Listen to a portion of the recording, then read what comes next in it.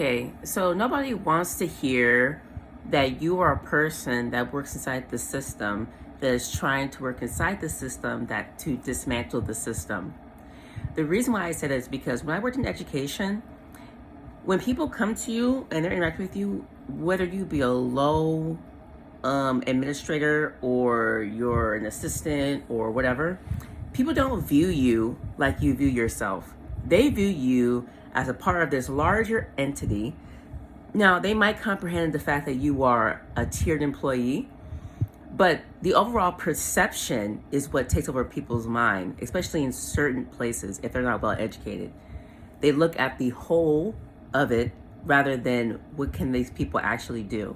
Okay, so with that said, the reason I bring that up is because one of the arguments that people were trying to make in favor of the CEO was that, oh, he was working towards trying to do the right thing, even though people said other audio came out. Sorry, I just ate something.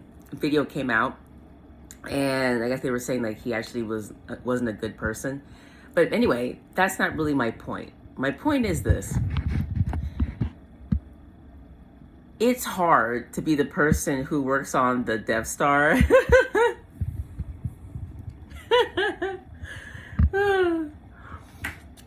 who works on the Death Star, right? And then you tell people, yeah, I'm working from the inside trying to make life better, even though the Death Star is getting bigger. You've destroyed more places, you've conquered more places, but I'm supposed to believe you got our back. So I think that's another reason why people don't have empathy, because even these reasonings are ridiculous. Now, I will say this, and this is another great example on a micro level. When I worked in institutions, people do view you this way. Like I said before, they don't really view you individually unless they are intelligent.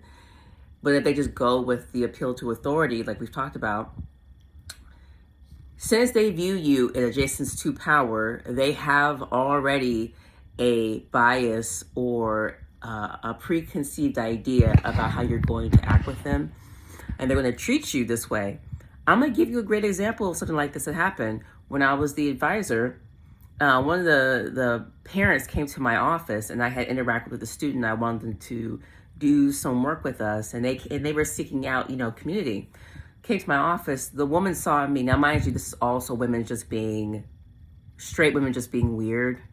This is why I don't like interacting with people, because they're like, oh, competition, cattiness. And I'm like, I'm so neurodiverse, trust me. And also, it's also the fact that it's low self-esteem. I realize it's a combination of things. When I look at people and I start realizing how they're assessing me, I'm like, oh, you hate me because you wish you had these attributes about yourself. So you're going to come at me and treat me terribly, make assumptions about me. But it's also an amalgamation of other things. The way I'm talking to you, the social positioning I'm in, the supposed authority you think I have because I'm in this positioning. So the combination of all of these things, she was untrustworthy towards me, even though her son had no problem with me. How this ended up happening and being mitigated was we didn't even interact like that. A student that I worked with who seemed more humanizing to her, interacted with her and told her the truth about how we even became friends, because she knows me, and because I don't care what you think I look like or I sound like, I don't come from this world that you think I come from. Okay? And essentially the student told her what it was, and she's like, oh no, she's legit. They aren't a part of what you think. And I'm just illustrating this to show the humility and the humbling moments of when people try to say, oh, just work within the fucking system. Just your presence being in the system makes people uncomfortable because of all these other layers. And you have to, consent is a journey. You have to go on that journey with them. So me and this woman didn't ever really interact in another way.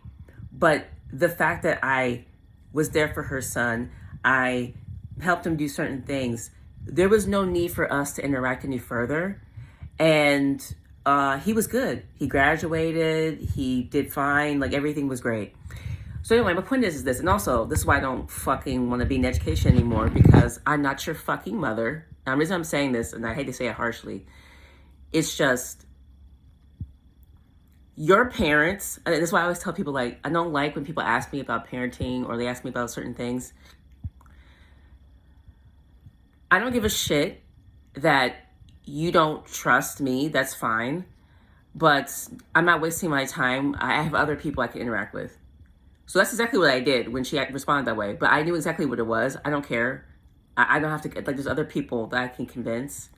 I'm not even trying to convince. I'm working. I'm constantly working. I have new students coming in and now. I was just like, whatever you need, then it has to be given by somebody else. That's also why I said, you can't always be the right person to deliver a message. Somebody else has to be the right person to deliver a message, because you can say the right thing all day long, but if somebody just fucking hates you, and somebody's like, I just determined that I don't fucking like you, all because you curse, so I'm just going to reject everything about you because of how stupid humans are.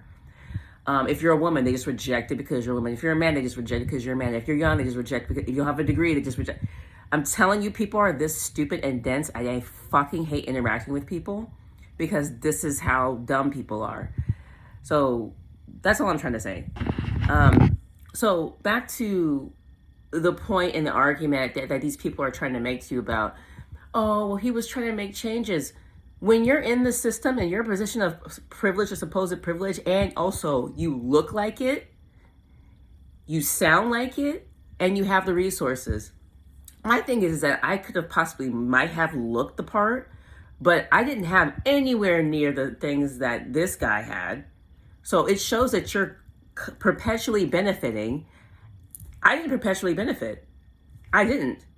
As a matter of fact, what pissed people off is that I was too altruistic. Go back to that video where I talked about how altruism is not even a thing that somebody from a lower position can even fucking do, because these people who you all say, yeah, I told you it's a lie. When people say that you're lower class, no, they're lower class.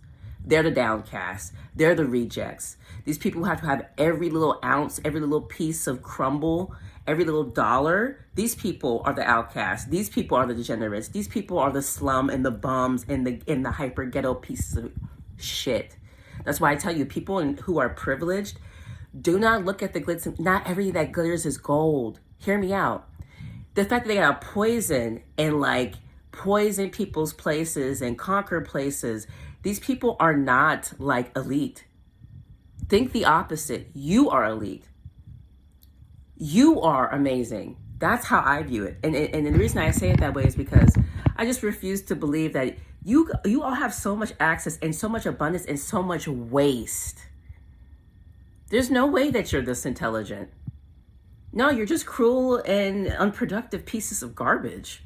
So that's why I tell you about people. But anyway, back to my point about the perceived authority, the perception of wealth, the perception of this, and nobody gives a shit that you're trying to make up this story about this guy being a decent person, trying to pay him like he's a family man. All we know, like how that person saw was I was supposed authority that could cause some harm to her kid. So nobody gives a shit about your little excuses about what you're talking about. Just saying. Peace.